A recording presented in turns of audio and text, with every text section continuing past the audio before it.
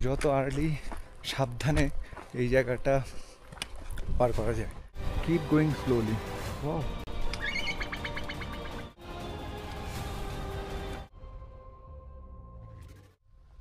সামনের পুরোটা হচ্ছে ল্যান্ডস্লাইড এরিয়া, অর্থাৎ এই উপর থেকে লুজ রক বা রক ভেঙে ল্যান্ডস্লাইড করে একেবারেই নিচে। খুব সাবধানে আস্তে আস্তে পার হতে হবে। চলছিলাম তিলেচু লেকের দিকে, আর সামনেই ছিল এই ভয়ঙ্কর রক ফলিং জোন।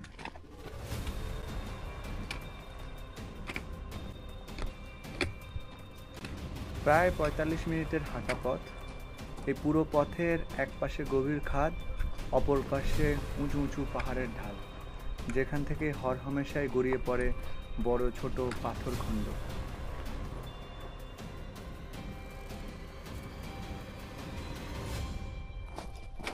আর তাই খুব সাবধানে পা ফেলেই সামনে এগিয়ে যেতে হচ্ছিল।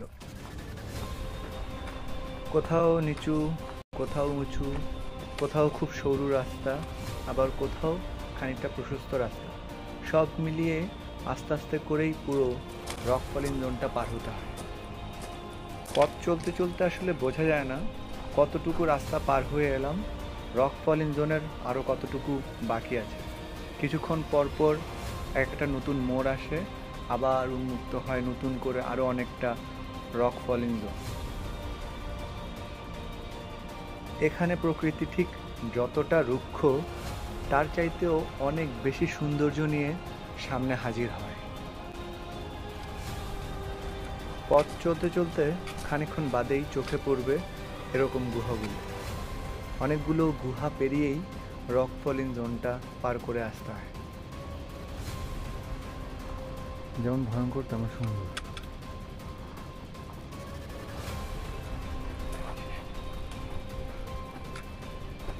পুরো রক ফলিং জোন অনেক রুক্ষ, সবুজের দেখা পাওয়া যায় খুবই অল্প।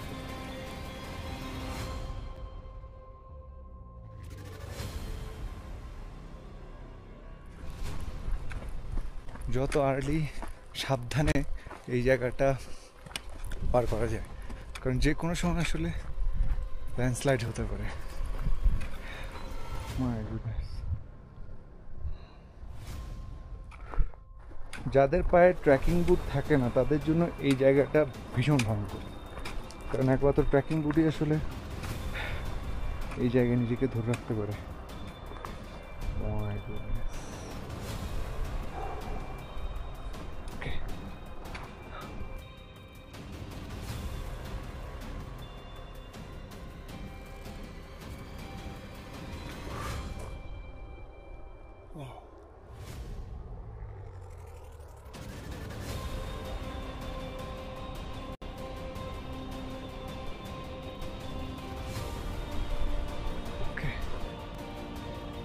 রক ফলিং জোনের আরেক দেখার মতো দৃশ্য হচ্ছে বিভিন্ন আকৃতির পাহাড় খণ্ডগুলো।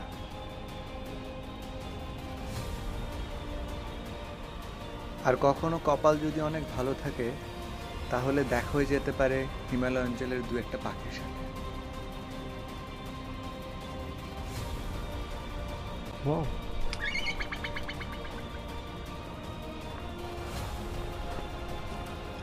দেখতে দেখতে চলে এলো।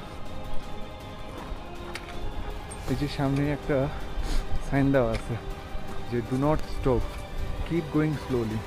কারণ আসলে ল্যান্ডস্লাইড এরিয়া এত ডেঞ্জারাস, মানে যদি শুরু হয় আপনাকে মুভ করার কোনো সময় দিবে না। এই জন্য এই জায়গায় স্টে করার বা দাঁড়ানোর কোনো মানে হয় না।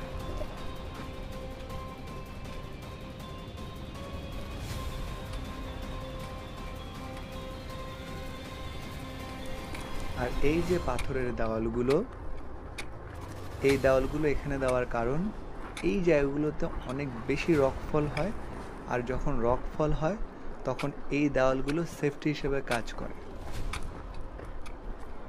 সামনে রাস্তা আরও শুরু।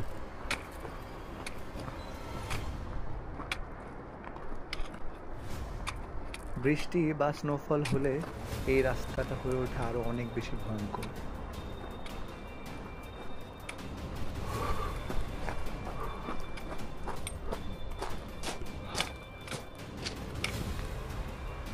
আমি আপাতত দাঁড়াতে চাই না, আমি স্লোলি মুভ করে চলে যাব।